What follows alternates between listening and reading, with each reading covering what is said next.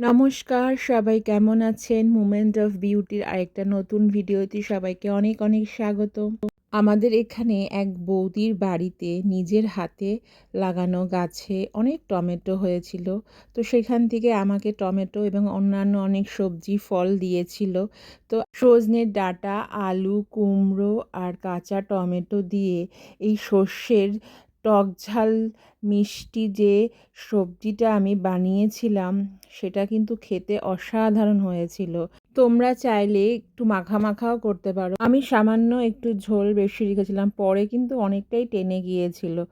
সবজিটা খাওয়ার পরে মনে হচ্ছিল, ইস, আবার যদি এরকম কাঁচা টমেটো পেতাম তাহলে আবার আরেকদিন বানাতে পারতাম। জানি না কবে আবার এই কাঁচা টমেটো পাবো।